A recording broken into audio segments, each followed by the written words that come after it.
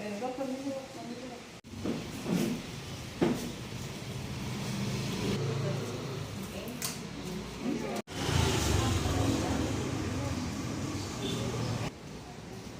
besar Tuhan Allah Bapa di surga, Bapa pencipta, pemelihara dan penyelamat hidup kami.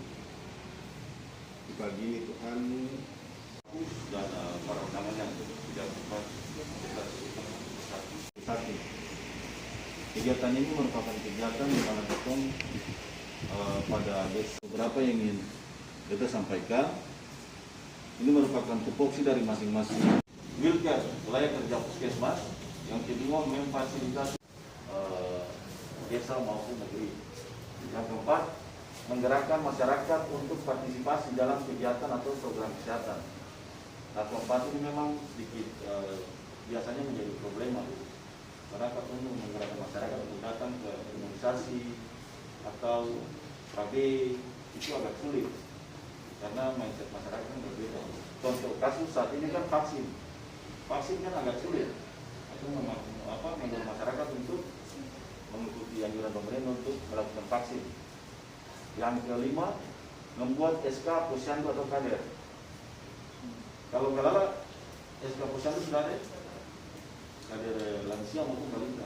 Kalau ibu, juga kecil ada juga.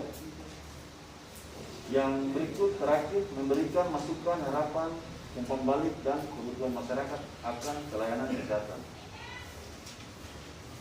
Yang ketiga adalah dinas pendidikan. Dinas pendidikan di sini tupoksinya salah satunya yaitu memfasilitasi MOU antara puskesmas dan pihak sekolah.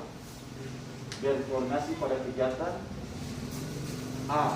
IAS yaitu bulan imunisasi anak sekolah. B. Menjaringan kesehatan dan pemeriksaan kesehatan berkala anak sekolah. C. Program khusus atau upaya kesehatan institusi. D. Pelatihan dokter kecil. E. Kesehatan remaja putri dan penyuluhan kesehatan di sekolah. Ini ada undangan dari sekolah kan? Ada. Pak, mungkin kegiatan ini jalan. Ya. Yang ketiga, memberikan masukan, harapan, umpan balik dan kebutuhan akan pelayanan kesehatan. Keempat, tokoh agama. Nah, di sini tokoh agama juga memainkan peranan penting, yaitu melakukan komunikasi, koordinasi, penyampaian informasi tentang program kesehatan. Karena kalau untuk kita ini tokoh agama sangat penting, karena saat pemerintah tidak bisa masuk lagi ke masyarakat, biasanya tokoh agama yang berhasil karena melakukan pelayanan tiap hari di lingkungan masyarakat. Kemudian memfasilitasi kegiatan-kegiatan kesehatan bagi umat atau jemaah. Ketiga, berkolaborasi dengan puskesmas dalam kegiatan pencegahan dan deteksi dini penyakit. Keempat, memberikan masukan, harapan, umpan balik dan kebutuhan umat atau jemaah akan pelayanan kesehatan. Kelima, PKK. PKK tugasnya yaitu melakukan pembinaan dan memotivasi masyarakat atau keluarga agar berperan aktif dalam program kesehatan. Yang kedua, terlibat langsung dalam kegiatan UKBM, Posyandu, Polkedes di desa atau negeri. Yang ketiga, memberikan masukan, harapan, umpan balik dan kebutuhan akan pelayanan kesehatan. Dari Galala, PKK ini sudah berfungsi atau masih penyesuaian? Terlibat dalam hal ini? Belum ya? Belum Pak. Belum. Nanti buat pembahas. Kalau arti kecil sama juga. Oh ya, terima kasih. Yang keenam, kader. Ini kader posyandu atau balita? Iya. Kader-kader, pokoknya kader kesehatan lah. Sebagai penggerak peran serta masyarakat dalam bidang kesehatan. Yang kedua, sebagai penyuluh kesehatan di masyarakat. Yang ketiga, pelaksana kegiatan posyandu, balita dan lansia. Yang keempat, membantu petugas puskesmas melakukan survei kesehatan di desa atau negeri. Pencegahan penyakit, abatesasi, kemudian POPM, filariasis, dan pemantauan jentik nyamuk, PSN, dan sweeping bumil dan balita. Yang berikut melakukan komunikasi, koordinasi, dan penyampaian informasi terkait dengan masalah kesehatan yang ditemui di masyarakat. Nah, seperti kata lihat ini, tugas kader memang cukup berat. Tapi saat ini memang dong punya biaya personal, jujur saja memang masih kecil. Jadi nanti bisa diperjuangkan oleh kampus dan dinas kesehatan kalau bisa karena kita punya personal biar ada motivasi untuk para kader. PLKB memberikan penyuluhan KB di desa atau negeri, berkoordinasi dan berkolaborasi dengan puskesmas dalam meningkatkan cakupan akseptor KB. Yang ketiga, berperan aktif atau hadir dalam setiap kegiatan posyandu balita di desa atau negeri. Memberikan masukan harapan umpan balik kebutuhan masyarakat akan pelayanan KB. Yang kedelapan, polsek dan koramil. Tugas yang pertama adalah berkoordinasi dalam penanganan kecelakaan, kejadian kekerasan atau lainnya yang memerlukan pemeriksaan atau penanganan kesehatan di wilayah kerja puskesmas. Yang kedua, memastikan atau menjamin keamanan dan ketertiban dalam penyelenggaraan UKM di desa atau negeri. Dan yang terakhir, memberikan masukan harapan umpan balik dan kebutuhan masyarakat akan pelayanan kesehatan. Ya, itu saja. Jadi kesimpulannya semua sektor tersebut harus aktif sesuai dengan tupoksi yang disampaikan. Tetapi kenyataan di lapangan saat ini kan kita melihat ada yang aktif, ada yang belum aktif, ada yang bisa sudah tersinkron dengan baik, ada yang masih juga belum dengan alasan-alasan yang berbeda. Nah, mungkin pada momen ini kita bisa bahas secara gamblang biar kita bisa cari solusinya secara bersama-sama. Mungkin itu saja. Terima kasih. Shalom. Salam.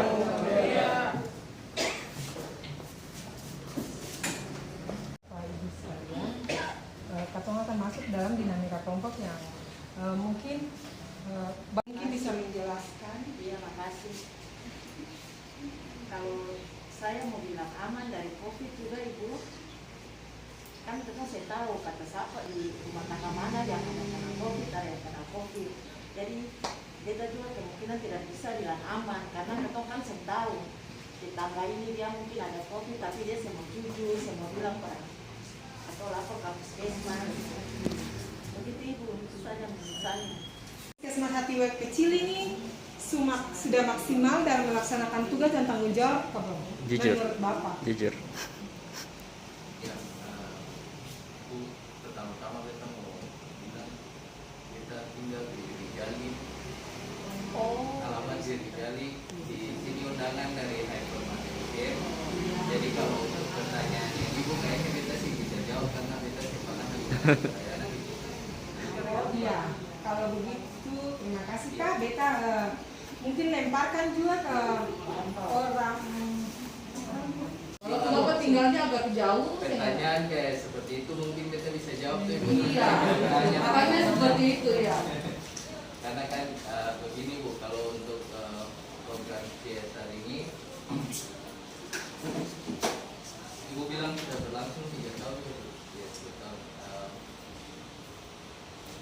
Kita sendiri merasa sangat terbantu ya Bu, karena beberapa kali juga karyawan kita yang butuh surat keterangan kesehatan itu kita rujukan ke puskesmas kecil dan itu semua berjalan dengan baik. Dan untuk program vaksinasi juga itu kita kemarin juga di Hypermart MCM itu sudah 100% melakukan vaksinasi untuk seluruh karyawan dan itu juga berkat dari kerjasama dengan Dinas Kesehatan dengan puskesmas Hatiwek yang sudah melaksanakan di MCM. Kita karyawan tidak ada yang melakukan vaksinasi di luar, semuanya di MCM. Begitu saja. Terima kasih. Daripada Katong tidak bikin begitu ya Pak ya. Jadi karena ini adalah kegiatan salah satu bagian dari manajemen puskesmas begitu. Katong mau berhasil atau tidak program-program kesehatan ini itu bergantung pada lintas sektor juga begitu. Jadi beta mau kasih Katong approach dulu untuk Bapak dari Bapak siapa namanya dari MCM nih, Bapak namanya siapa? Bapak Leon, Ibu Leon. Bapak Leon ya, karena biasanya kalau beta pengalaman itu kalau dari swasta atau undang itu paling sulit untuk datang, saya suruh kadang sulit sekali pokoknya untuk datang, apalagi kalau sampai sudah terjadi kerjasama begitu, berarti kita harus apresiasi lebih gitu ya.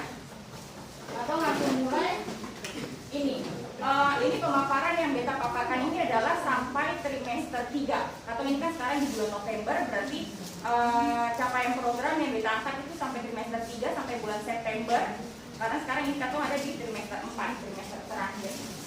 Untuk sekilas saja profil puskesmas, satu desa dan satu negeri yang akan punya jumlah penduduknya totalnya adalah 10.569.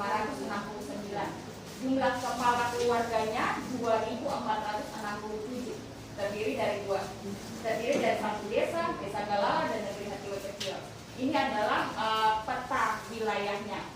Peta wilayah dengan luas wilayah kerja 159 km. Memang Galala dia yang kecil ya.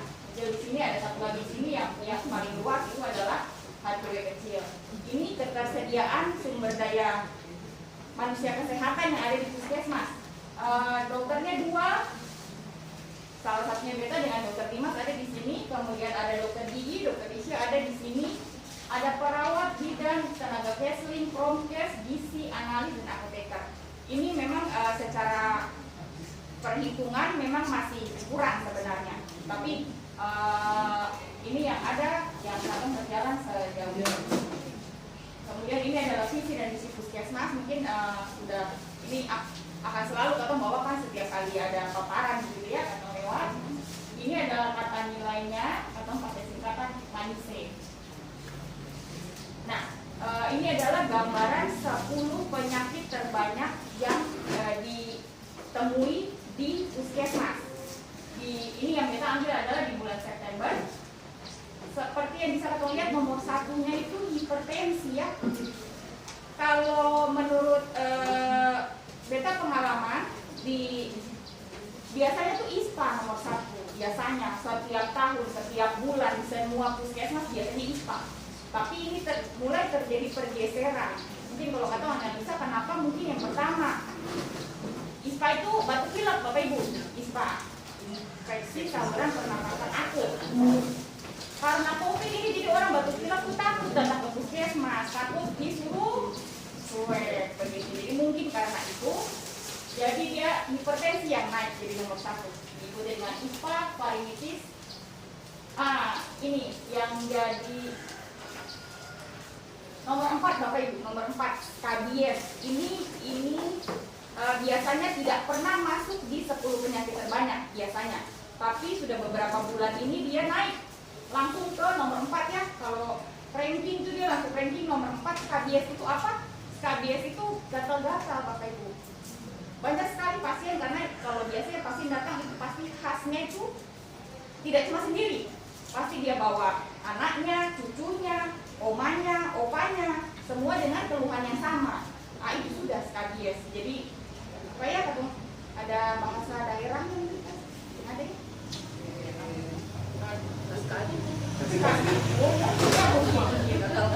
Pokoknya dia keluhannya gatal-gatal hebat ya, terutama pada malam hari. Itu pengobatannya tidak terlalu sulit, tapi penata laksanaan di rumahnya yang agak sulit, karena harus cuci spraynya dengan air panas lah, mesti cuci kasurnya dan lain-lain. Ini yang jadi tren skabies sekarang yang masuk. Kemudian diabetes, sakit gula, kemudian yang lain. Kalau ini ke bawah ini memang setiap tahun dia ada. Jadi yang menjadi sorotan itu hipertensi, dia naik jadi nomor 1. Itu penyakit tidak menular, padahal kata ada di kondisi pandemi. Tapi COVID sih masuknya di sini ya, karena biasanya karena ini bulan September kan memang kata punya kasus sudah tidak ada ya di wilayah kerja. Nah, kemudian ini adalah capaian standar pelayanan minimal. Standar pelayanan minimal terdiri dari 12 indikator. Itu sebenarnya adalah rapornya wali kota. Standar pelayanan minimal di bidang kesehatan ya, ada standar pelayanan minimal, mungkin di bidang lain juga ada, tapi untuk di bidang kesehatan ini adalah sebenarnya tanggung jawabnya langsung wali kota. Karena ini adalah seperti rapor ya, rapor kesehatannya Kota Ambon ini adalah standar pelayanan minimal. Ini sampai bulan September, ini kita melihat semuanya, hampir semua ada di garis tengah ke bawah. Artinya apa? Setengahnya pun tidak sampai gitu. Jadi yang dinilai ini adalah pelayanan ini sebenarnya di depannya harusnya ada kata-kata lain, tapi beta singkat. Pelayanan kesehatan ibu hamil pertama. Pasti dari setiap ibu hamil ini kan karena dia adalah masyarakat rentan, jadi makanya pelayanannya pun harus dijamin oleh pemerintah. Bagaimana caranya semua puskesmas, semua fasilitas kesehatan itu memberikan pelayanan kesehatan ibu hamil yang terstandar, ya makanya namanya standar pelayanan minimal. Jadi tidak bisa ibu hamil di puskesmas kecil dilayani berbeda dengan ibu hamil di misalnya di puskesmas lain. Semua ada standarnya. Standarnya nanti dari ibu bidan dari puskesmas atau yang harus menjamin dia sesuai standar gitu. Jadi ada harus timbang lah, harus periksa darah, harus minimal berapa kali dia selama dia hamil, itu ada kriterianya. Tapi seperti yang Atau lihat, tidak, ini cuma 49% sampai dengan bulan September. Berarti masih sisa November, Desember 3 bulan lagi, mungkin hanya bisa sampai setengahnya begitu.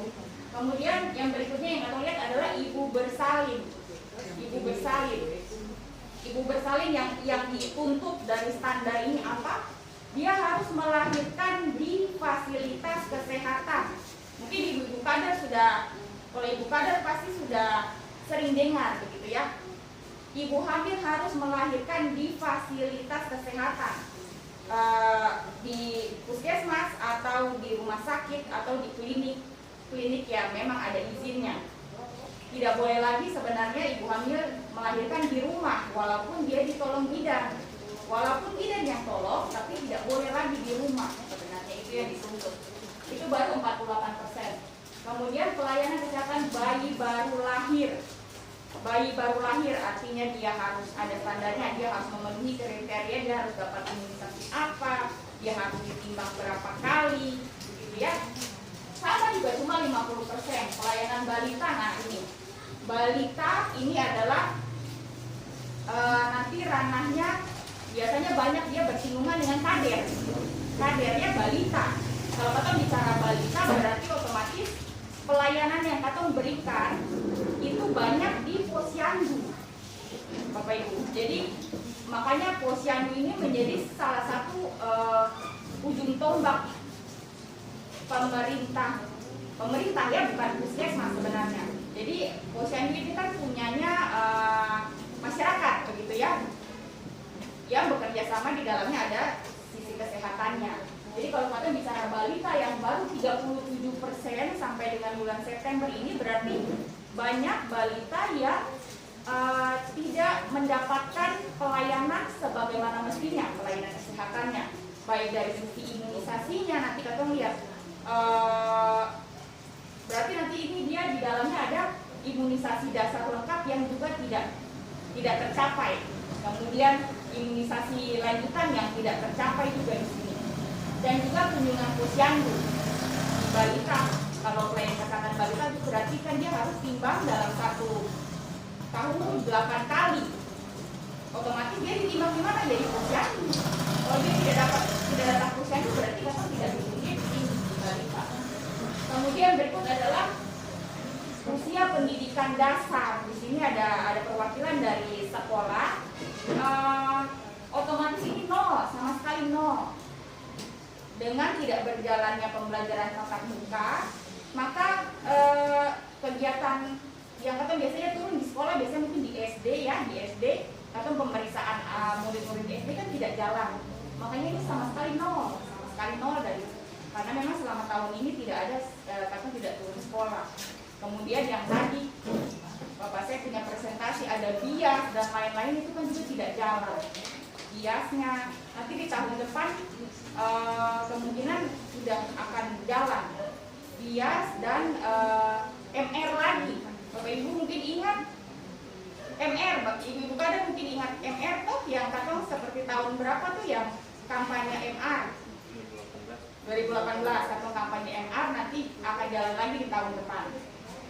Kemudian berikut adalah pelayanan di usia produktif. Nah ini yang paling kecil ini, kalau kita lihat yang paling rendah sekali selain usia pendidikan, berikutnya usia produktif. Nanti kita lihat sama-sama permasalahannya di belakang. Kemudian usia lanjut, pelayanan usia lanjut yang lansia ini, Bapak Ibu yang lansia. Kemudian ini penderita hipertensi. Walaupun kunjungan puskesmasnya tadi banyak hipertensi, tapi hipertensinya tidak terkontrol, makanya dia rendah sekali 9%. Ini DM yang dimasuki SPM ya, penderita DM, gangguan jiwa. Kita punya masyarakat dengan gangguan jiwa, itu kan memang ada, apakah mereka berobat teratur atau tidak, begitu. Kemudian penyakit tuberkulosis dan sisanya HIV. Ini semua ke belakang ini yang tidak ada ini HIV. Nah, mungkin nanti di belakang di diskusi nanti Bapak Ibu akan mencoba menganalisa sendiri. Tapi di sini kita kasih gambaran gitu ya, yang Kakak sudah lakukan analisa di puskesmas itu. Ini beta angkat tidak semua, karena kalau semua pasti akan sangat banyak sekali sebenarnya, karena semuanya kan tidak capai target, otomatis semuanya akan menjadi masalah. Tapi ini beta angkat yang capaiannya paling rendah. Yang pertama pelayanan kesehatan ibu hamil yang tadi yang cuma 49%. Kenapa? Pertama, ibu hamilnya tidak punya BPJS, Bapak Ibu. Ibu hamil tidak punya BPJS. Dia mau melahirkan di mana kalau tidak punya BPJS? Biaya melahirkan kalau di rumah sakit tidak ada BPJS mungkin berapa? Kalau apalagi kalau mesti sesar 10 juta ke atas gitu. Kemudian yang hamil di luar nikah, Bapak Ibu. Karena kalau hamil di luar nikah biasanya dia tidak datang periksa. Karena apa? Tidak bilang-bilang pasti mau datang periksa, nanti orang tahu, langsung semua orang tahu dia hamil. Nah itu hamil di luar nikah. Kemudian yang statusnya tidak, misalnya kos-kosan gitu ya, bulan ini dia ada di KTW kecil, bulan depan mungkin dia pindah di Rijali, makanya tidak terlacak begitu ibu hamilnya. Kemudian pendampingan keempat ini, pendampingan ibu hamil yang belum optimal, itu dari Katong, dari sisi kesehatan. Kemudian penyuluhan juga yang belum optimal. Makanya ini besok ini Katong punya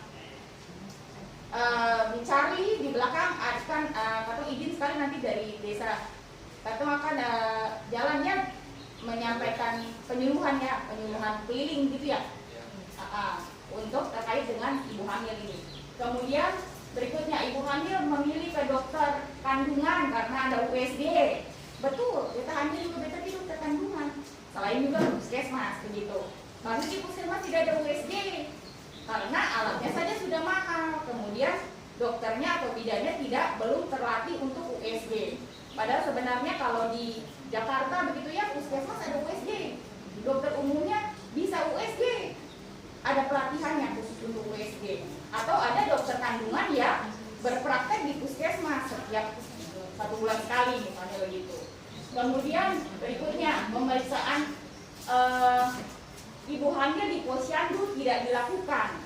Nah itu kan harusnya kan kalau di posyandu kan ada KB, ada selain bayi ditimbang, selain bayi disuntik, ada pelayanan KB di situ di posyandu, ada pelayanan ibu hamil juga di posyandu. Jadi bidan bisa melakukan pemeriksaan ibu hamil di posyandu harusnya. Tapi karena lokasi mungkin ya posyandunya saja di teras rumah, kan tidak mungkin datang periksa ibu hamil di situ, gitu ya. Kemudian berikutnya balita. Kenapa Katong tidak bisa melayani balita di wilayah kerja Katong ini? Tidak sesuai gitu. Kenapa?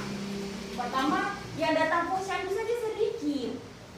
Karena semua deteksi dini tumbuh kembangnya, penimbangan berat badannya, pemberian imunisasinya, semua kan adanya di posyandu.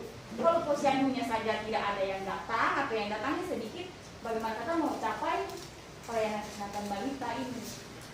Kemudian berikutnya capaian imunisasi dasar lengkapnya rendah. Ini nanti ada salah satu kegiatan baru yang digagas dari UNICEF, mungkin nanti kita bisa sampaikan sepintas di belakang mengenai capaian imunisasi dasar lengkap ini. Karena sangat rendah capaiannya, kata semua setuju bahwa imunisasi dasar lengkap itu kan perlu ya. Kata semua setuju. Mas dia setuju ya, atau ada yang masih ada yang untuk apa divaksin, diimunisasi ya bayi untuk apa? Atau semua kan setuju, apalagi yang ada di sini di kader gitu ya.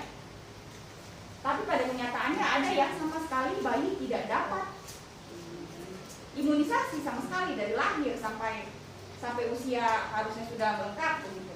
Kemudian imunisasi lanjutan yang rendah, ini lebih rendah lagi. Jadi biasanya ibu-ibu tahunya tuh 9 bulan ya. Ya, ibu pada betul ya, tahunya 9 bulan selesai. Padahal setelah 9 bulan kan ada lagi. Iya, ada lagi. Ya, itu yang suka ketinggalan. Karena jaraknya dari 9 bulan sampai ke 18 bulan itu kan agak lama. Jadi ibu-ibu mungkin lupa atau mungkin tidak tahu gitu. Kalau yang sebelumnya kan anak 4 bulan, 6 bulan, 9 bulan itu kan jaraknya dekat-dekat. Jadi biasanya ibu masih ingat. Begitu yang booster, yang lanjutan itu lupa. Kemudian berikutnya lokasi untuk stimulasi tumbuh kembang tidak layak. Nah ini stimulasi tumbuh kembang harusnya ada tempat sendiri, ada mainan anak-anak begitu untuk petugas menilai tumbuh kembang anak ini sesuai atau tidak. Nah ini kemudian pelayanan kesehatan usia produktif itu hanya 10% saja, cuma 10%. Karena di sini yang disyaratkan itu adalah semua orang usia 15 tahun sampai 59 tahun harus periksa gula darah 15 tahun. Biasanya kalau melakukan di puskesmas biasanya kan lansia yang atau periksa gula darah. Harusnya dari 15 tahun itu dia sudah diperiksa gula darah, di screening apakah dia ada bakat gula kasein begitu. Stiknya saja sudah kurang begitu ya. Stiknya ini, stik kan kalau bapak ibu mungkin ada punya stik di rumah kan dia harganya lumayan ya, lumayan mahal. Itu yang kata punya di puskesmas juga agak belum mencukupi kalau kata mau screening semua usia produktif. Kemudian ibu-ibu tidak mau periksa IVA berikutnya. IVA itu ada yang tahu saya IVA? IVA ini siapa begitu? IVA ini artis siapa gitu kan? Bapak Ibu ada yang pernah dengar IVA misalnya? Inspeksi visual asetat. Jadi ibu-ibu yang sudah menikah harus diperiksa organ mulut rahimnya. Harus diperiksa, harus karena ini untuk mendeteksi kanker mulut rahim. Jadi yang disyaratkan di standar pelayanan minimal ini adalah semua wanita usia 15 tahun sampai 59 tahun yang masih aktif secara seksual, yang sudah aktif atau masih aktif secara seksual harus diperiksa IVA. Kalau periksa IVA berarti ibu-ibu harus naik di meja buka kaki. Nah itu yang biasanya ibu-ibu saya malu begitu, malu. Bukannya saya mau, mungkin malu gitu ya, takut sakit kah, takut orang lihat kah, begitu toh. Ini yang IVA ini sangat rendah sekali. Jadi bagaimana Pak Tom ini mau bilang semua penduduk HIV kecil dan galala ini sudah pernah di screening. Kalau pemeriksaan ini sebenarnya gampang, murah, gampang dan murah. Cuma pakai larutan cuka saja. Tapi tidak ada yang mau begitu atau masih ragu-ragu. Nah ini yang menjadi tantangan bersama. Kemudian usia lanjut, lansia ya, Bapak Ibu lansia. Salah satunya kenapa? Kalau lansia itu harus periksa kolesterol. Kalau kita bicara stik kolesterol lebih mahal lagi harganya daripada stik gula. Kalau stik gula tuh 200 sekian, mungkin stik kolesterol hampir 300.000. Gitu. Jadi mahal. Kalau usia produktif hanya harus periksa gula, tapi kalau usia lansia harus periksa gula dan kolesterol. Nah, kolesterol ini ya stiknya menjadi masalah di kantong. Kemudian buku kesehatan lansia tidak ada ya. Betul ya Pak ini betul. Bukunya tuh kalau di posyandu lansia toh baru pernah dikasih dong, tapi beberapa tahun belakangan ini. Nah itu bukunya saja kayak buku anak balita gitu. KMS, iya. Kalau anak-anak bayi bukunya yang merah muda, lansia juga harusnya punya. Tapi balik lagi itu kan pengadaan ya, butuh biaya. Kemudian berikut mungkin posyandu lansia yang belum cukup jumlahnya. Jadi kakak punya posyandu lansia Bapak Ibu di Desa Galala 1, di HTW kecil 1. Kalau di Desa Galala mungkin karena kecil Pak, kecil mungkin 1 cukup. Tapi kalau di negeri HTW kecil kan besar sekali. Jadi kalau 1 tuh kemungkinan masih kurang atau masih perlu menjangkau daerah-daerah lain. Jadi kalau makanya kata sebenarnya ada undang juga dari gereja dan masjid. Mungkin bisa membantu katong dalam hal ini membentuk posyandu lansia karena biasanya itu yang paling gampang itu di wadah-wadah tempat gereja atau masjid gitu. Kemudian hipertensi ya, darah tinggi nih. Orang darah tinggi tidak punya BPJS. Nah, itu pokoknya intinya permasalahannya orang darah tinggi tidak punya BPJS, bagaimana caranya dia mau berobat rutin, dapat obat yang harus diminum setiap hari seumur hidup itu bagaimana caranya kalau tidak punya BPJS? Mau beli obat mungkin 1 kali, 2 kali, 3 kali, tapi kalau seterusnya kan berat, begitu. Kemudian berikutnya diabetes juga sama.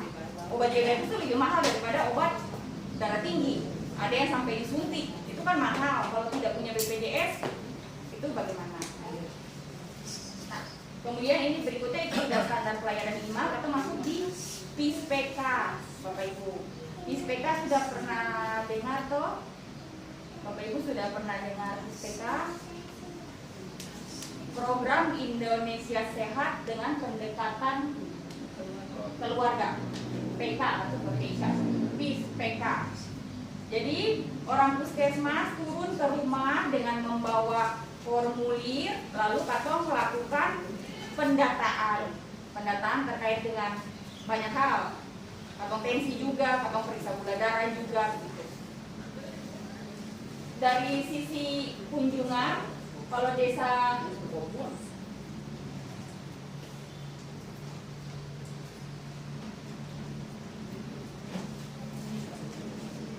tadi kalau desa Galala sudah 100%, tapi negeri HTW kecil yang belum selesai.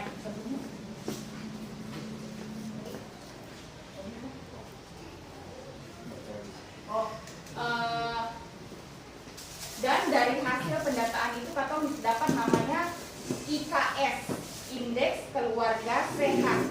Jadi ini ceritanya Bapak Ibu punya keluarga dinilai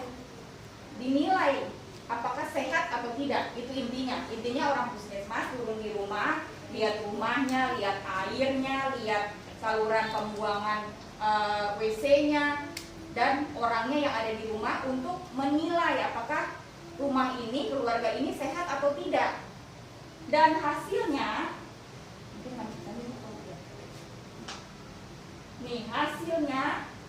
HTW kecil IKS-nya kita lihat yang di belakang saya. Ini karena memang belum sesuai ya. IKS-nya yang paling belakang 0,39. Artinya apa 0,39 itu tidak sehat karena dia kurang dari 0,5. Jadi ada 0,5 sampai 0,8, ada yang di atas 0,8. Tidak sehat, prasehat, sehat. HTW kecil nilainya kurang dari 0,5 berarti tidak sehat. Sama juga dengan Galala. 0,12 artinya tidak sehat. Begitu juga dengan puskesmas. Puskesmas kalau kata gabungkan kedua data ini dapatnya 0,33 artinya tidak sehat.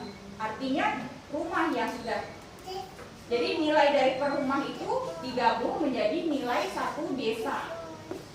Yang dinilai nanti desa, nanti berikutnya akan menjadi nilai satu kecamatan, begitu. Jadi bisa dikatakan kecamatan Sirimau ini tidak sehat karena ataupun keluarga belum. Terus terang kalau kita menilai data keluarga ini memang tidak sehat memang. Karena kan kita lihat pola makannya, olahraga teratur, kasih memang belum sehat. Ya. Ini kalau kita mau naik dari 0,33 jadi 0,8 memang dia butuh usaha mungkin tidak setahun 2 tahun, mungkin 5 tahun 10 tahun, karena ada di dalam indikatornya itu ada merokok di dalamnya. Yang paling sulit itu adalah merubah perilaku. Kalau kata mau rubah rumahnya dari yang misalnya tidak punya septic tank jadi punya septic tank, cuma butuh uang. Tapi kalau merubah perilaku dari yang merokok menjadi tidak merokok itu butuh yang ekstra gitu ya. Ini jadi dari PISPK ini apa yang dinilai? 1, jambannya, 2, air bersihnya, 3, punya BPJS kaseng, 4, merokok kaseng, 5, ada gangguan jiwa kaseng di dalam rumah itu, 6, ada hipertensi kaseng. Kalau ada hipertensi, apakah yang hipertensi itu berobat rutin kaseng. Berikutnya ada yang TBC kaseng di dalam rumah. Berikut ada balita kaseng. Kalau ada balita, apakah balitanya tadi dipantau sesuai standar kaseng. Kemudian ASI eksklusif. Kalau ada balita yang di bawah 6 bulan, apakah dapat ASI eksklusif kaseng. Kemudian imunisasinya, kemudian persalinannya, kemudian KB-nya. KB. Jadi yang paling rendah ini KB. Saya pilih di sini masih ada gangguan jiwa yang dapat pengobatan rendah dan KB. Jadi Katong ini cakupan KB memang kurang ya, kalau ibu-ibu kader pasti tahu. Tidak ber-KB begitu. Nah, ini kalau Katong bagi 2, HTW kecil dan Galala, memang dia ya ini KB-nya juga rendah.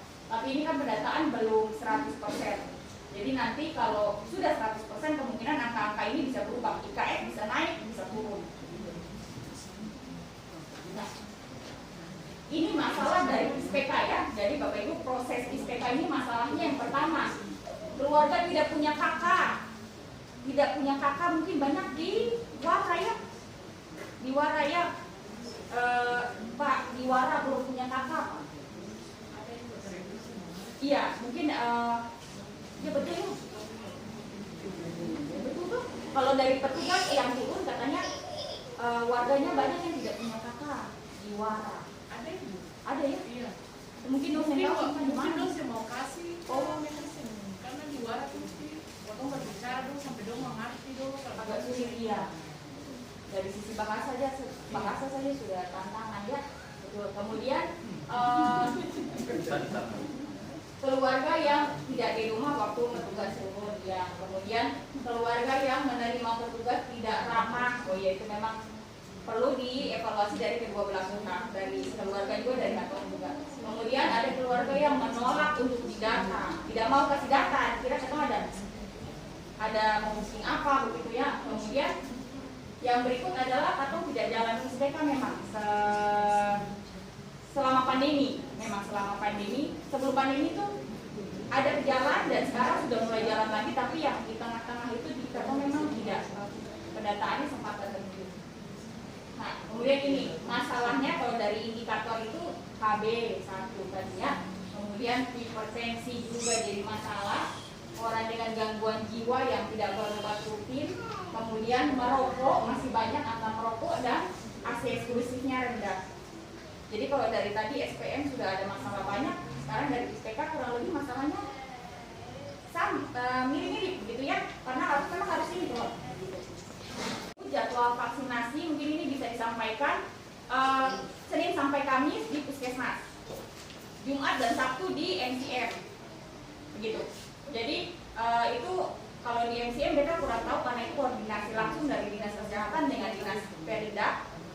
Sampai kapannya kita belum tahu, tapi kemungkinan sampai Natal nanti Desember itu Jumat Sabtu, setiap Jumat dan Sabtu itu di MCM jam 2 siang sampai tutup. Senin dan sampai Kamis di Puskesmas jam 9 sampai selesai. Kesimpulannya dari masalah-masalah yang Katong tadi sudah lihat di muka, yang pertama jenis-jenis pelayanan dasar pada SPM belum mencapai target dan beberapa indikator bahkan capaiannya sangat rendah gitu ya, ada yang 0 tadi 0 sama sekali. Kemudian dari hasil PISPK, Desa Galala dan Negeri HTW kecil termasuk dalam keluarga tidak sehat tadi ya dari nilai IKN. Kemudian yang ketiga, capaian vaksin 1 dan vaksin 2 di negeri HTW kecil masih rendah. Itu yang beta angkat. Sebenarnya masalah lain itu lebih banyak kan daripada ini. Tapi kata mau, kalau kata bahas semua masalah mungkin ini harus 3 hari 3 malam gitu ya. Tapi ini mungkin yang terutama dan yang capaiannya paling rendah, dan ini yang lagi sedang memang digalakkan itu yang vaksinasi. Mungkin itu yang bisa mereka sampaikan. Terima kasih. Kalau mohon maaf jika ada salah kata. Kita kembalikan kepada MC.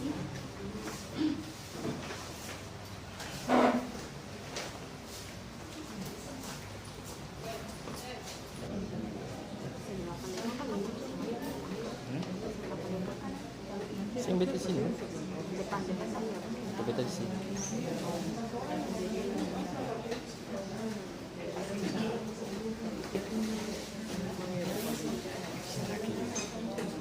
Assalamualaikum warahmatullahi wabarakatuh. Selamat siang, salam sejahtera untuk kita semua. Shalom. Om Swastiastu, Namo Buddhaya, salam. Jadi Bapak Ibu sekalian yang terhormat, Kepala Dinas Kesehatan Ambon, yang saya hormati Kepala Puskesmas HTW Kecil dan Bapak Kaitan Kecamatan Kecil. Jadi sebelumnya perkenalkan dulu, nama saya Dr. Muhammad Dimas Ismail. Mungkin Bapak Ibu sekalian yang sudah pernah berobat ke Puskesmas HTW sudah pernah ketemu saya, walaupun dalam proses vaksinasi juga ya, sudah pernah ketemu saya. Saya juga merupakan dokter CPNS ya di Puskesmas HTW Kecil, baru saja bergabung dengan tim Puskesmas HTW Kecil di bulan April bulan 4 kemarin. Jadi memang baru di sini. Nah, pada kesempatan siang hari ini berhubung juga dengan kegiatan pendidikan dasar dari CPNS pemerintah Kota Ambon. Jadi pada saat ini saya akan membawakan mensosialisasikan kegiatan apa saja ya selaku dokter umum CPNS di Puskesmas HTW Kecil yang akan saya lakukan selama 1 bulan ke depan di Puskesmas HTW Kecil. Jadi dengan judul yang akan saya bawakan itu temanya stunting, dengan judul peningkatan kepedulian orang tua terhadap pertumbuhan dan perkembangan bayi dan balita sebagai upaya pengendalian stunting di wilayah kerja Puskesmas HTW Kecil. Jadi Bapak Ibu sekalian, tadi kan Kepala Puskesmas Dr. Flora ya sudah memaparkan cakupan dari pelayanan yang Puskesmas HTW Kecil sudah berikan pada tahun ini. Ya, kalau kita berbicara tentang pertumbuhan dan perkembangan bayi dan balita, berarti tadi ada di standar pelayanan minimal yang bayi balita. Dan Bapak Ibu sendiri sudah lihat tadi cakupannya kalau masih ingat 37% untuk tahun ini 2021. Sedangkan standarnya itu adalah diharapkan capai sampai 85%. Berarti 37% ke 85% ada gap yang sangat besar ya. Ada gap yang sangat besar. Nah, itu pun 2021 di mana kegiatan posyandu memang baru saja berjalan di sekitar hampir pertengahan tahun ya. Gitu. Nah, yang di 2020 oleh karena pandemi itu lebih parah lagi. Itu capaiannya hanya 17,9% di Puskesmas HTW Kecil. Itu karena memang posyandu tidak jalan sama sekali. Ya, sehingga angka ini sangat berisiko terhadap pemantauan pertumbuhan dan perkembangan bayi dan balita. Ya, bayi dan balita itu kita definisikan sebagai anak yang berusia 0 sampai dengan 59 bulan atau 0 sampai 5 tahun ya. Itu. Jadi sekedar informasi saja itu. Kemudian kalau kita analisa penyebab masalahnya itu apa saja? Ada yang pertama itu rendahnya pengetahuan dari orang tua itu sendiri terkait status gizi anak. Ya, karena kita bicara bayi balita, ya tentunya anak usia 0 sampai 5 tahun ya tidak tahu. Ini beta pasti orang tuanya yang harus tahu, ya kan? Gitu. Yang kedua itu belum optimalnya partisipasi dari lintas sektor, dari kehidupan, gitu ya. Jadi Kopis itu memberi pelajaran bagi kita semua. Ya, sektor kesehatan tidak akan bisa menyelesaikan masalah kesehatan berdiri sendiri tanpa bantuan dari peran serta masyarakat. Dalam hal ini lintas sektor. Kemudian yang ketiga, kurangnya minat orang tua membawa anaknya ke posyandu, ya, karena mungkin pengetahuannya rendah terkait dengan status gizi anak, sehingga menurunkan minat orang tua itu sendiri. Tadi kan juga sudah dipaparkan bahwasanya kunjungan ke posyandu itu sangat rendah, ya. Otomatis kalau misalnya kunjungan rendah, kegiatan di dalamnya ya berdampak juga, mulai dari penimbangan, imunisasi, pelayanan ANC untuk ibu hamil, ya, KB dan sebagainya. Dan yang keempat adalah kurang maksimalnya pemanfaatan teknologi. Jadi dari 4 analisis penyebab masalah ini, inilah yang akan menjadi dasar buat beta akan melakukan kegiatan selama sebulan ke depan. Nah, kegiatannya apa-apa saja kegiatan yang akan dilaksanakan selama 1 bulan ke depan, ya. Jadi yang pertama tentunya pertemuan lintas sektor ini yang hari ini kita laksanakan, ya. Gunanya apa? Nanti diharapkannya peran lintas sektor sini ada komitmen, gitu, ya, ada komitmen terkait dengan stunting dalam hal ini pemantauan pertumbuhan dan perkembangan bayi balita, ya, membantu kakak punya posyandu di HTW kecil ataupun di desa Galala, ya, bagaimana caranya meningkatkan kepedulian orang tua. Ini di sini panggungnya, makanya diadakannya lintas sektor. Kemudian selain pertemuan lintas sektor, nantinya juga saya akan melakukan penyuluhan, ya. Ada 2 penyuluhan di sini dengan 2 target sasaran yang berbeda. Yang pertama itu kepada pasangan berusia subur, ibu hamil dan orang tua, ya. Karena seperti yang saya bilang tadi, terkait dengan anak berarti harus ada orang tua, gitu. Orang tuanya pun sendiri ada pasangan usia subur, baik yang belum mempunyai anak, yang pasti dia pasangan usia subur. Artinya kan nanti berpotensi memiliki anak, ya. Kemudian orang tua, ibu hamil, ya. Ibu hamil, karena kalau bicara ibu hamil, kalau bicara stunting, ya, itu tidak hanya pada saat bayinya itu saja fokusnya, ya. Jadi sebelum hamil, ya, selama hamil sampai setelah melahirkan, prosesnya panjang. Nah, selanjutnya juga sasaran kedua adalah remaja di wilayah kerja puskesmas HTW kecil, karena ada porsi prakonsepsi di dalam yang berperan dalam terjadinya stunting. Jadi remaja dalam hal ini kesehatan reproduksinya, itu yang akan kita lakukan penyuluhan. Kemudian pemberian tablet FE bagi remaja di wilayah kerja puskesmas HTW kecil. Tablet FE ini tablet besi, Bapak Ibu sekalian, ya, tablet penambah besi yang nantinya akan berperan sebagai bahan baku pembentukan sel darah merah, ya. Sel darah merah sendiri nantinya itu akan menyebarkan nutrisi di seluruh tubuh di dalam tubuh manusia, ya. Jadi ini berbicara prakonsepsi. Kemudian selanjutnya adalah pembuatan kartu menuju sehat digital. Jadi puskesmas HTW kecil dalam hal ini beta juga ingin memajukan, tadi Bapak Sekjen sudah bilang, ya, kalau negeri desa sudah punya website, ya. Jadi puskesmas juga mau kalah nanti.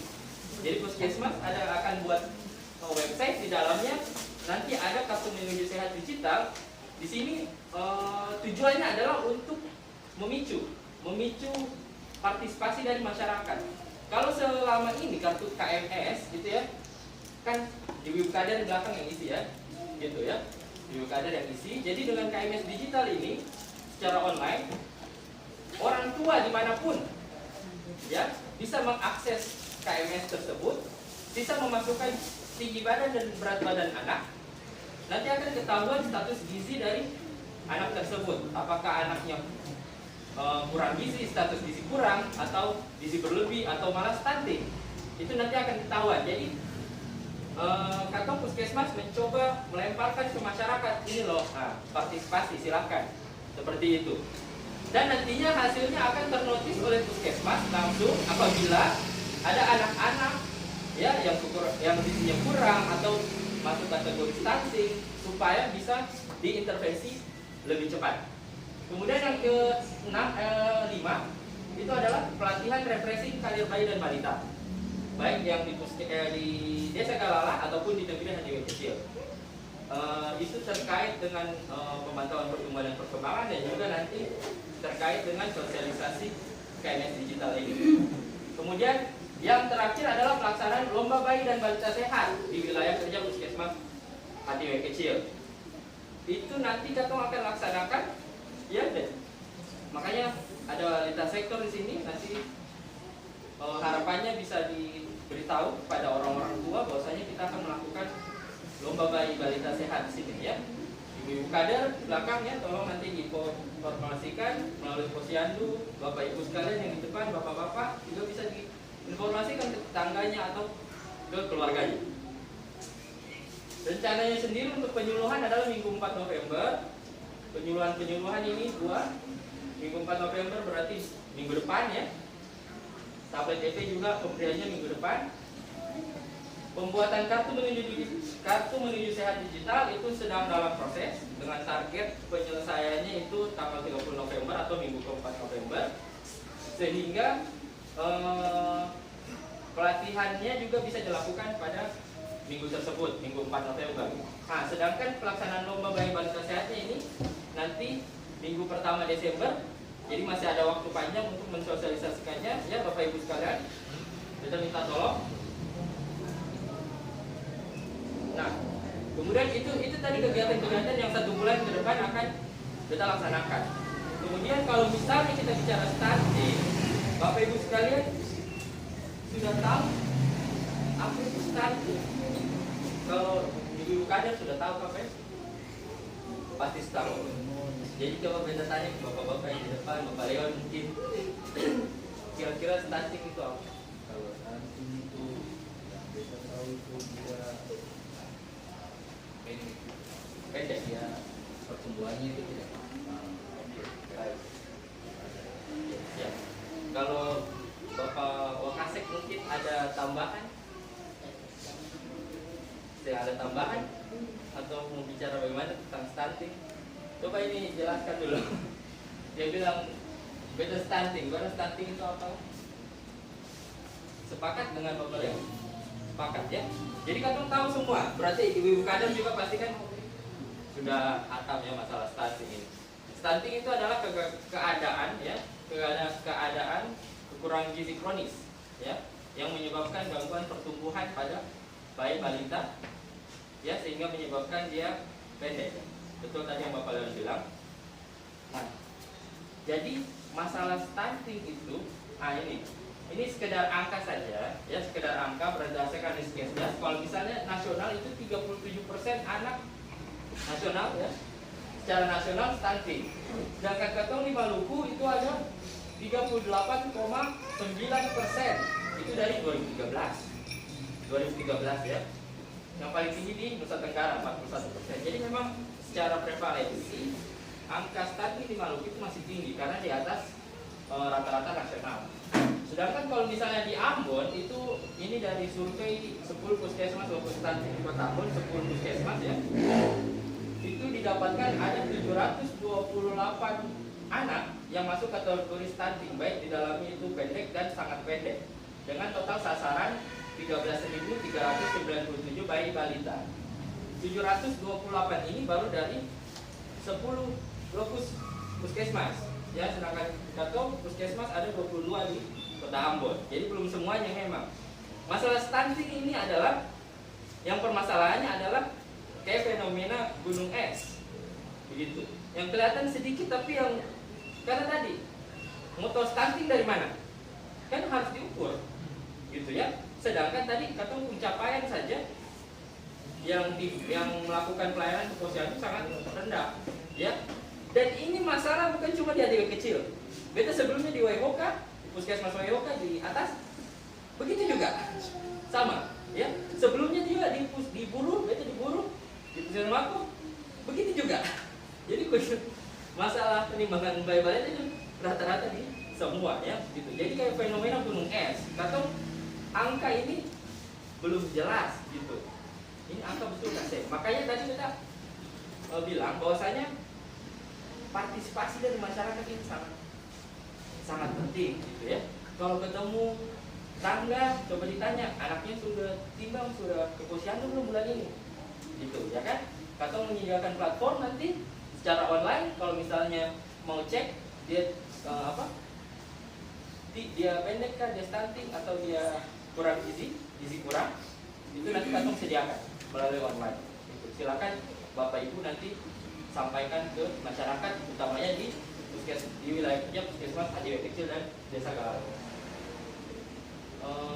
Selanjutnya ini ya, jadi kalau bisa bicara stunting itu periode 1000 hari pertama kehidupan ya, mulai dari dia hamil ya sampai melahirkan sampai usia 2 tahun ya, itu yang sangat berperan penting dalam stunting. Jadi bukan cuma masalah ini anak malas makan ya, mau makan, ibunya kurang kasih dia makanan, tapi ternyata selama kehamilan juga berperan penting. Dan malah menurut penelitian itu prakonsepsi sebelum ibu tersebut hamil itu juga berperan penting. Ibu dengan yang hamil di bawah usia 20 tahun ya, ibu yang hamil di bawah usia 20 tahun dalam arti kan masih remaja ya, usia belasan tahun, itu nanti beresiko lebih tinggi untuk melahirkan anak-anak dengan berat badan lahir yang rendah. Nah, sedangkan berat badan lahir yang rendah ini nantinya beresiko akan menjadi anak yang stunting seperti itu.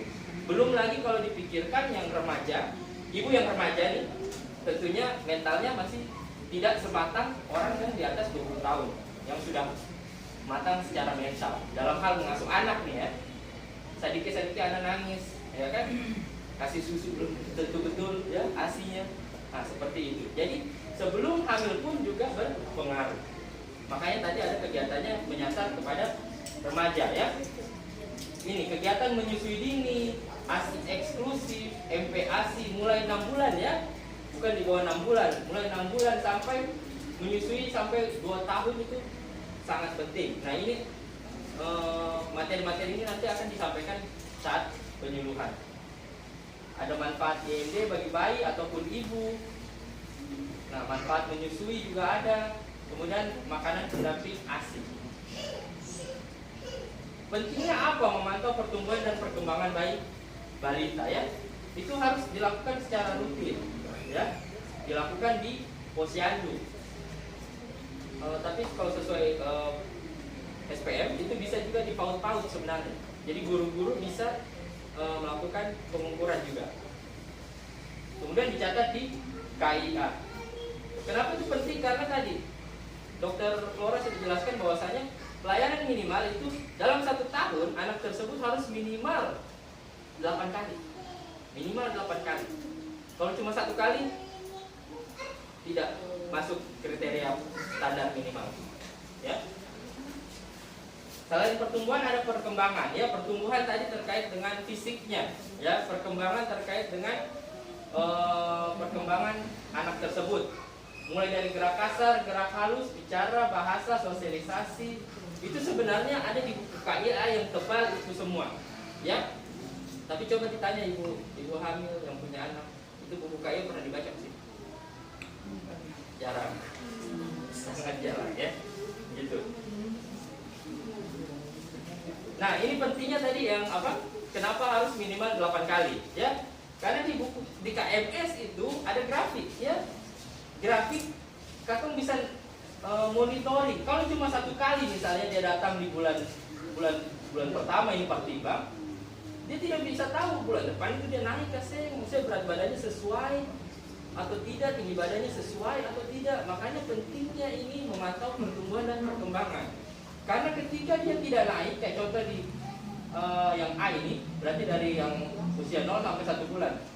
Ini dia dari yang sini, dia memotong garis, malah turun ke bawah kurvanya ya, zonanya, malah turun ke bawah. Artinya dia tidak naik. Gitu. 1 kali tidak naik, itu harus diperiksa oleh petugas kesehatan. Penyebabnya kenapa? Seperti itu. Ya, tujuannya apa? Supaya bisa diintervensi. Kalau misalnya dalam 1 tahun dia tidak sampai 8 kali, cuma 1 kali atau 2 kali, maka pertumbuhannya tidak terpantau dengan baik. Kalau tidak terpantau, bagaimana kita mau intervensi? Nah, seperti itulah. Bagaimana mau caranya terpantau kalau yang tadi capaian cuma 37%, ya, gitu yang datang timbang atau melakukan pelayanan lain di posyandu. Nah, kalau pusing dengan ini, makanya nanti Gatom beta usulkan maksudnya sebagai inisiatif untuk gerakan Sagu Tabia Bos. Ya, satu keluarga ukur tinggi anak dan berat anak, Ambon bebas stunting.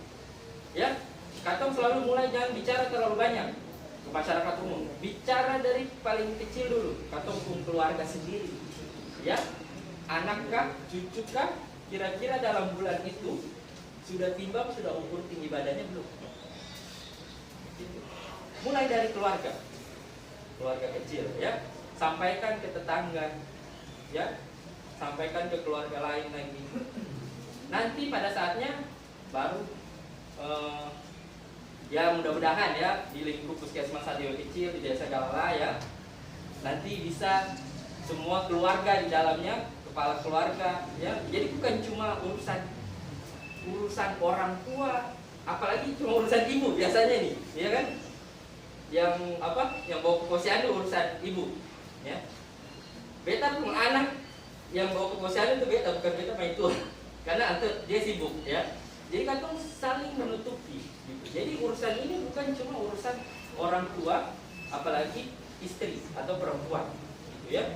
Jadi bapak, ya, nenek, kakek itu harus bisa berperan penting, ya, dalam hal memantau pertumbuhan dan perkembangan bayi balita ini. Karena bayi dan balita tidak bisa jalan sendiri ke posyandu, jelasnya, ya kan? Harus ada orang yang dewasa yang bawa, gitu, untuk ukur tinggi berat badan. Jadi kita mulai dari keluarga dulu. Sagu Tabia Bos, ya. Satu keluarga ukur tinggi anak dan berat anak, Ambon bebas stunting. Ya, seperti yang tadi kita bilang, katong tawarkan ini KMS online supaya lebih memudahkan, ya. Atau belajar juga dari COVID, ya. Ke mall saja sekarang pakai HP, mesti butuh HP. Jadi beta rasa juga untuk perangkat smartphone digital ini tidak ada hambatan untuk sekarang, ya. Untuk sekarang rata-rata bahkan anak kecil, ya, anak SD, SMP sudah mulai belajar daring, otomatis mereka membutuhkan smartphone. Ada. Kalau nanti sediakan platform online seperti ini, isi identitas anak, nanti ada identitas yang lain, jenis kelamin, tanggal lahir, isi berat badan, tinggi badan, otomatis nanti akan keluar hasilnya. Ya, dilakukan setiap bulan, nanti akan terbentuk grafiknya seperti KMS. Ini namanya KMS online, seperti itu. Dan pun harapannya, ya, ini kan nanti ada di website katong di puskesmas radio kecil yang sedang dalam pembangunan. Nanti bisa diakses oleh masyarakat lain. Dan pun harapannya aplikasi seperti ini tidak berhenti sampai di sini. Nantinya akan ada seperti tadi masalah kesehatan yang lain seperti hipertensi. Ya. Jadi orang-orang yang hipertensi bisa mencatat perkembangan penyakitnya di sini. Tadi kan juga masalah hipertensi, ya, berobat teratur, ya kan? Kemudian tadi indeks keluarga sehat IKS, ya kan? Nanti juga masyarakat kalau misalnya pakai katong website, ya, bisa tahu beta pun keluarga ini sehat atau tidak. Tadi kan hitungannya susah, gitu, gitu. Hitungannya susah. Jadi saya kasih masuk saja, keluar. Oh, keluarga katong pun keluarga belum sehat, ya kan? Kasih lihat ke orang tua, ke bapak, kepala keluarga, ya kan? Katong belum sehat, harus bagaimana? Jadi harapannya, ya, dari katong puskesmas dan beta pribadi adalah memberdayakan masyarakat agar dapat hidup mandiri dan sehat. Ini menjalankan visi-misi puskesmas juga. Misi kedua itu menggalakkan masyarakat yang mandiri dan hidup sehat di wilayah kerja puskesmas. Seperti itu, Bapak Ibu sekalian.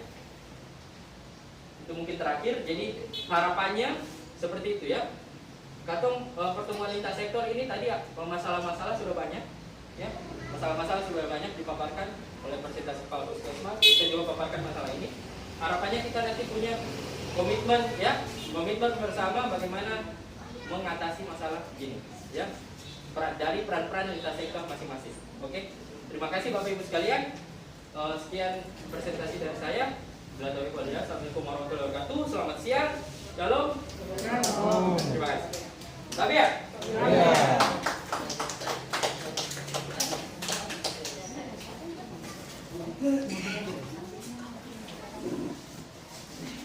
Assalamualaikum warahmatullahi wabarakatuh. Salam sejahtera, Saya. Kita bersyukur sampai dengan saat ini kita masih dilindungi oleh Allah Subhanahu wa Ta'ala, Tuhan yang Maha Kuasa, sehingga kita bisa hadir di tempat ini. Terima kasih untuk kegiatan yang sangat berarti yang diprakarsai oleh teman-teman di Puskesmas Satire Kecil. Bapak Ibu sekalian, memang benar apa yang disampaikan tadi, peran serta masyarakat itu sangat besar dalam bagaimana kita menyelesaikan atau menuntaskan masalah-masalah kesehatan. Tadi sudah disampaikan tentang stunting.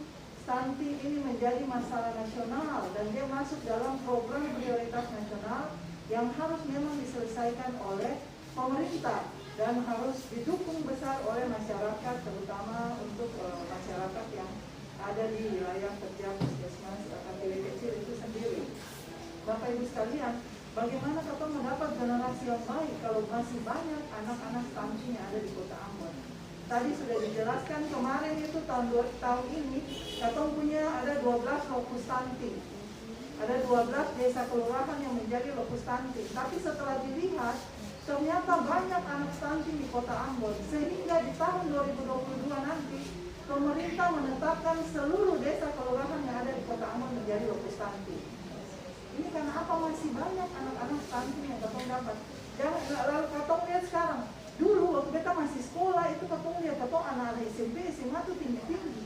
Tapi sekarang indikator saja itu ketika tanya ada kelas berapa, SMP kelas 2, SMP kelas 3, ini tak ambil semua pendek-pendek begini. Nah ini memang masalah-masalah gizi yang harus katong tuntaskan. Dan Bapak Ibu sekalian, kalau misalnya ukuran pendek itu saja mungkin tidak terlalu jelas terlihat. Tapi yang nanti berpengaruh dari stunting adalah pembentukan otak bayi. Otak anak-anak itu sendiri, IQ-nya bisa tidak sebanding dengan teman-teman di sekolahnya. Bagaimana kita bisa mengharapkan kita punya generasi ke depan Kota Ambon, dan nanti kita akan tertinggal dengan provinsi-provinsi yang lain kalau masalah-masalah ini tidak segera kita atasi. Itu mengenai stunting dan kita sangat menyambut baik. Misalnya kalau ada online, jadi jangan hanya kata WA saja, tapi kita jual lihat kita perkembangan anak-anak di HP. Jadi seluruh sekarang masalah kesehatan bisa diselesaikan dalam telapak tangan. Hanya kita HP kita bisa lihat. Kita misalnya sekarang kita ada di daerah, kalau untuk COVID kita ada di puskes di daerah wilayah Satire Kecil, ada di zona mana itu kita bisa lihat di Peduli Lindungi. Buka. Anda sekarang berada di misalnya zona aman, zona kuning atau zona apa? Kita mau pergi di mall. Di sini mungkin belum nampak, tapi di Jakarta masuk di tukang gunting rambut, mau masuk cuci rambut saja, mesti kasih tunjuk Peduli Lindungi. Karena apa? Memang masyarakat harus terlindungi dengan vaksinasi, Bapak Ibu sekalian. Mudah-mudahan kita berharap tidak terjadi gelombang ketiga di Natal dan tahun baru ini. Kita mencapai puncak itu di gelombang kedua, Bapak Ibu sekalian, sangat-sangat membutuhkan biaya yang sangat besar untuk pemerintah kota. Itu di bulan Juni dan Juli, satu hari bisa 300 orang yang terkonfirmasi COVID. Kita bersyukur sekarang hanya 2 orang yang dirawat. Nah itu kita harus jaga selain prokes, apalagi di jalan-jalan sekarang orang sudah longgar dalam protokol kesehatan, banyak sudah pakai masker, berkerumun bikin acara pesta kiri kanan, sing jaga jarak. Nah ini hal-hal ini yang jangan kata pikir COVID ini so habis. Protokol kesehatan sing ketat, kita bisa antisipasi dengan vaksinasi. Tadi kita tanya kepala puskesmas, Desa Galala bersyukur sudah sekitar 90% vaksinasi. Terima kasih untuk pemerintah desa. Tapi yang masih rendah adalah desa kecil yang katong dari rumah ke rumah. Untuk sosialisasi dan pendataan dan katong tempel stiker. Karena daerah-daerah lain melakukan seperti itu dan angka vaksinasi itu tinggi. Katong harus di bulan Desember katong bisa. Oleh karena itu nanti tempel stiker, kemudian dilihat berapa yang belum vaksin. Satu orang kekebalan tubuh itu lengkap apabila sudah mendapat 2 kali. Jadi orang berkeinginan vaksin bukan karena kebutuhan, tapi yang penting kita dapat kartu vaksin saja dulu seperti itu. Nah, untuk bisa pengurusan sekarang Pak Wali bilang seluruh pengurusan akan menggunakan sertifikat vaksin dosis itu saja. Untuk beta mungkin berharap suatu waktu kembali Desa Satire Kecil atau Desa Galala bisa ada di dalam percontohan di desa-desa di Kota Ambon. Oh, Galala sudah herd immunity misalnya, Satire Kecil sudah herd immunity. Itu menjadi contoh untuk desa kelurahan yang lain yang ada di Kota Ambon. Terima kasih.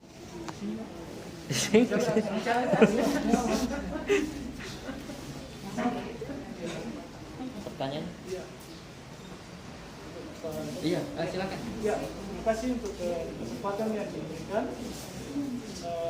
Kami dari KKM Desa Jalala yang kita sampaikan ini mengenai stunting sesuai dengan apa yang tadi Bapak sampaikan. Ada satu kondisi bahwa ada warga yang mempunyai balita yang terkonfirmasi itu memang stunting. Itu dan kemarin setelah kita mau kerja untuk input data provinsi itu ada teman yang sampaikan ke kita selaku ketua bahwa ada balita dengan kondisi stunting. Dia bilang apakah sudah dilihat oleh tenaga kesehatan bahwa karena kalau kita sebagai kader atau mungkin cuma dia dari dia punya tadi Pak bilang kayak dia punya tinggi badan, dia punya kondisi apa isinya, tapi untuk lebih terperinci kan harus dari tenaga kesehatan dokter. Jadi kita mengharapkan mungkin kondisi ini bisa dilihat oleh bapak dokter dan teman-teman di Kesmas supaya kita tahu pasti bahwa kondisi ini stunting apa dia cuma kurang gizi gitu, supaya nanti untuk kita input data juga karena kita setiap bulan itu berapa bulan? Ya, berapa bulan? Ya, setiap 3 bulan itu harus ada kompetensi yang harus kita. Jangan sampai kita punya data yang kita kasih tidak sesuai dengan apa yang dari Bapak bilang begitu. Dan yang berikut, betul ini kan biasa kalau ambil data juga kita mengikut itu tentang data ibu hamil. Data ibu hamil itu kita bisa ambil di kader yang di desa harus di puskesmas. Kendalanya itu ada warga yang memang tidak tinggal di Galala, tapi ada di data di puskesmas. Nah, dari tempat ini juga kita mengucapkan terima kasih ada tenaga kesehatan ini PBS untuk input data provinsi itu. Namun mungkin ke depan dari puskesmas lebih terperinci kalau memang bukan warga di Galala atau di yang ada di data itu supaya ketika ketemu input data jangan warga dari luar desa itu dia ada di data desa itu. Mungkin itu saya Pak yang sudah kita sampaikan kurang lebihnya. Terima kasih. Kita sampaikan bahwa dari penyuluhan dan penyuluhan dari pada pasangan khusus dan sampai di pemberian target TP itu sudah ada di program kami. Nah, itu sudah disampaikan. Mungkin kita langsung saja di pembuatan KMS. Ya. Kita tanyakan apakah nanti untuk kan di yang disampaikan tadi bulan November minggu ke-4 ya? 4, ya. Minggu 4. Jadi nanti kegiatan itu memang di masing-masing desa ya Pak? Kegiatannya? Iya. Maksudnya kegiatan yang mana? Yang kartu Indonesia Sehat ini. Oke. Iya. Jadi, nanti kita jawab. Iya. Maksudnya ini langsung di smartphone enggak? Iya. Iya, jadi mungkin kalau memang dia di smartphone mungkin untuk pelatihan kita sih bilang bahwa semua orang bisa dengan smartphone untuk dia punya aplikasi, tapi mungkin pelatihannya mungkin lebih ini supaya pemanfaatannya mungkin lebih maksimal. Oke. Ya siap. Boleh, tapi kalau yang ditarik kita bilang kita pengen dulu. Iya, saya mau tanya buat ini kan kemarin di sementara di atas di Pinang Putih. Kemarin itu saya juga ke sana saya temukan bayi sindrom yang dia lahir dengan bayi sindrom. Iya, jadi saya mau tanya apakah bayi yang bayi sindrom itu dia ada pengaruh untuk stunting begitu pengaruh dia punya sama dengan itu stunting. Jadi kalau memang pengaruh stunting jika saya harap dari puskesmas dan desa bisa perhatikan dia baik untuk kasih dia menambah apa supaya dia terjaga dari stunting begitu. Oke, Bu Siti, terima kasih.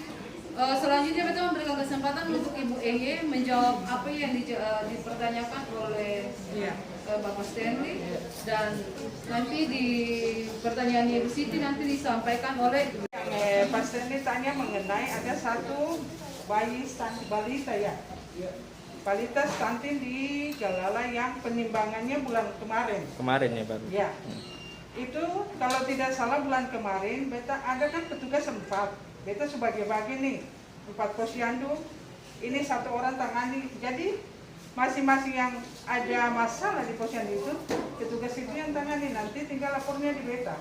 Jadi pas yang kemarin kan yang jilbab itu yang kerudung itu yang dia datang, dia lapor, Mak ada 1 stunting. Beta bilang saya suruh di aplikasi apa segala pengukuran, kata iya Mak, tapi waktu itu ketemu pakai pengukurannya yang tiket. Itu untuk saat ini beta bilang jangan pengadaan pakai tiket, tidak boleh, karena itu tidak akurat. Jadi harus pengukuran yang kita punya di puskesmas itu ada papan, itu nanti yang dipakai mungkin kalau desa mau pengadaan boleh pakai contoh itu, kemudian pakai mikrotoys itu tinggi. Ada juga, jadi tidak boleh pengadaan tiket lagi untuk pengukuran stunting, itu tidak akurat. Jadi yang kemarin itu kan diukur pakai tiket gitu. Lalu beta bilang nanti bulan ini beta turun, beta mau lihat, beta mau pantau, tapi ternyata ditunggu balita itu tidak datang gitu. Lalu beta mau konfirmasi, beta mau bilang kepada keluarganya atau bagaimana, siapa tahu kemarin itu dibilang stunting, keluarganya sudah tidak mau datang gitu. Cara penyampaian itu yang membuat orang tua yang gitu. Tapi kemarin memang saya datang, beta saya dapat dia. Ya.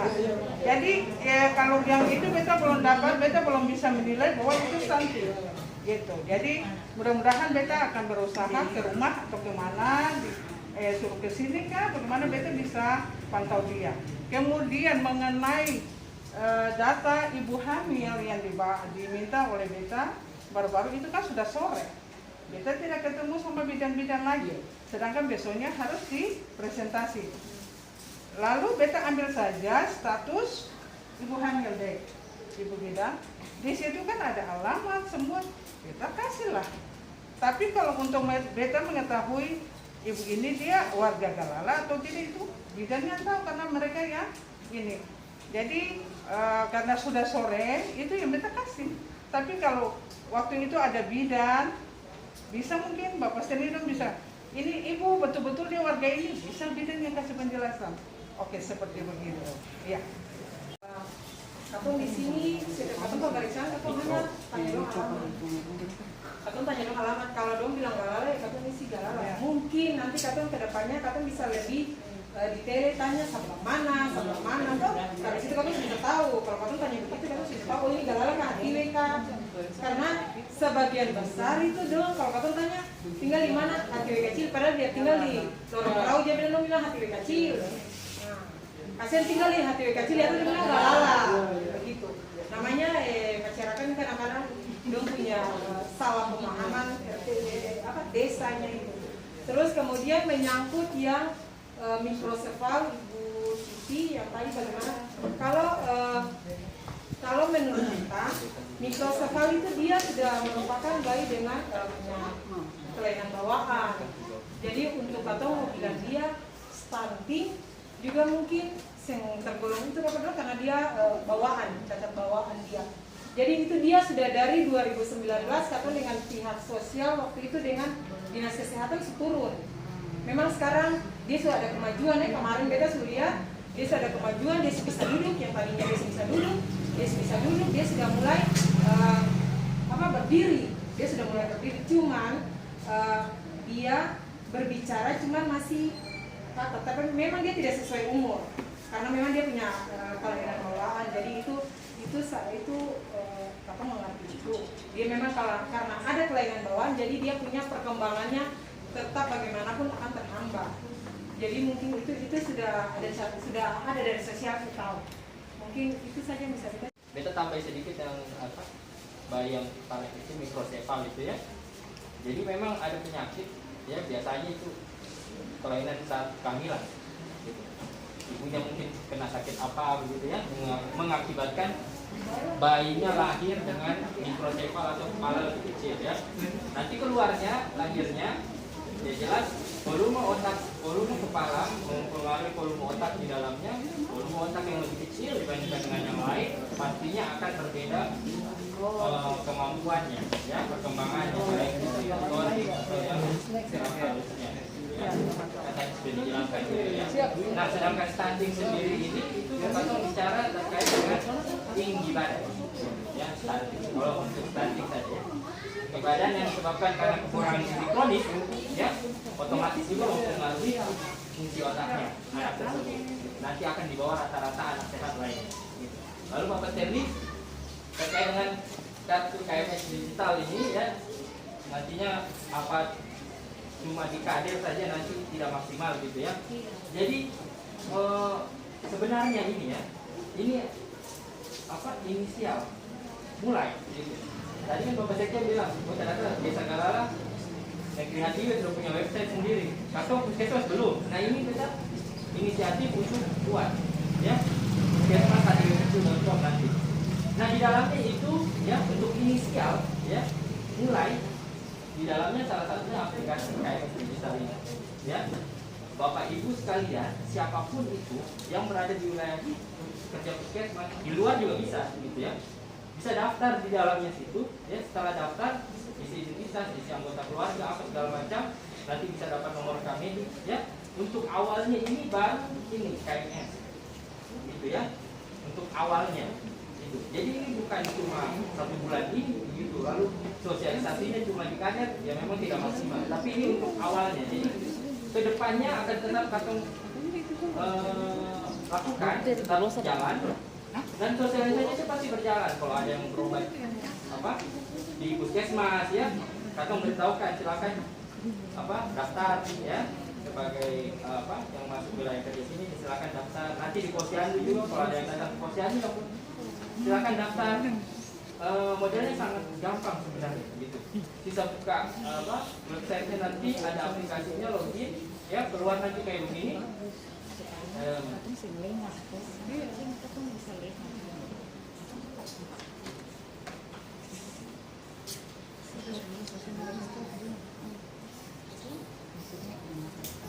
Keluar kayak begini, nanti hasilnya keluar dan tersimpan gitu ya.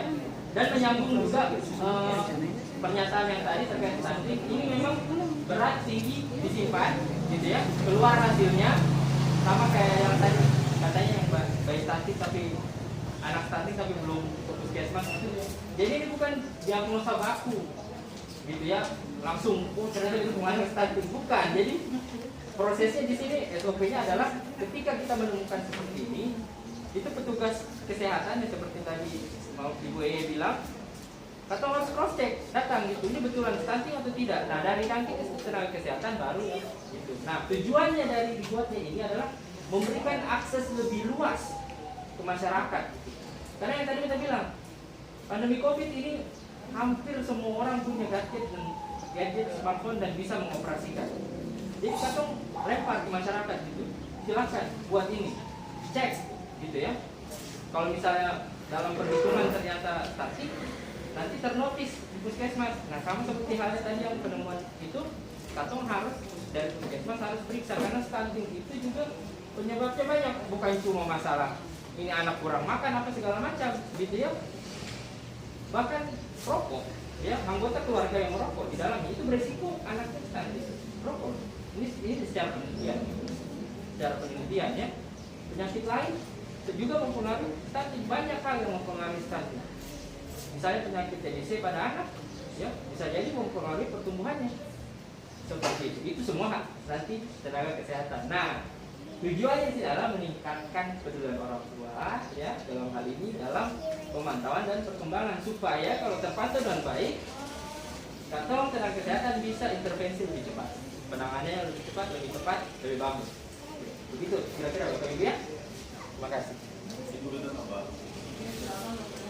Ya.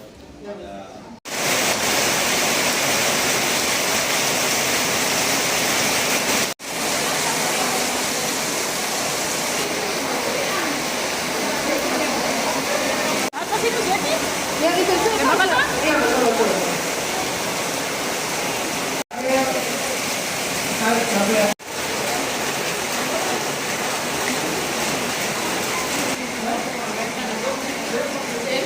sini Bapak, nama di atas itu, atas ini. Nama di atas titik. Ya. Ambon sehat, Ambon tangguh.